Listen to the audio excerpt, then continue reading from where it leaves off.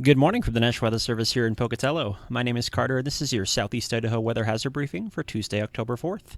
High pressure continues to be in control, leading to some warm and dry conditions with fairly light winds. I'll be breaking that down for you this morning. Key points we're going to focus on today: high pressure in control leads to some mostly sunny skies and overall pretty pleasant fall weather out there. Looking at mountain lows, so pretty cold in the mountains, being generally in the 20s and 30s each morning under those clear skies, with highs in the 50s and 60s. And as you get down towards the Snake Plain and other lower elevations, generally going to be lows in the 30s and 40s as highs get into the 60s, 70s, and low 80s as we get towards the later part of this week. Those up in the Island Park area, waking up to some patchy, dense morning fog, generally up around the river areas, up through the Island Park area. But outside of that, it should burn off through the later part of today. Approaching record high temperatures later part of this week, so Wednesday through Friday.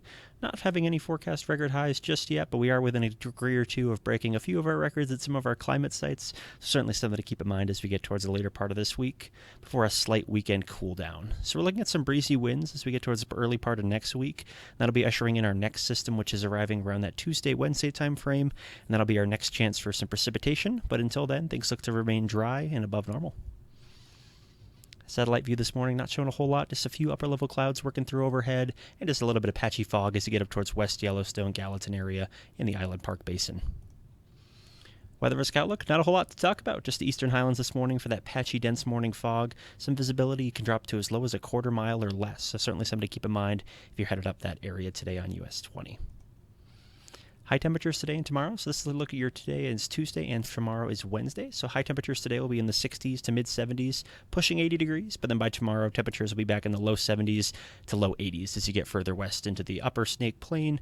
And then as you get further northwest too, up towards Salmon, Chalice, and Stanley, certainly above normal temperatures up in that area, pushing 80 degrees for this time of year.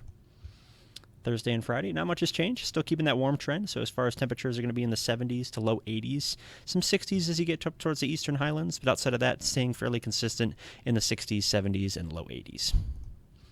And for your weekend, this is where we're going to start to see some of those temperatures begin to cool off, more noticeably up in the central mountains, where we're seeing highs back in the 60s and 70s, so losing the threat of the 80s, at least for your Saturday and Sunday.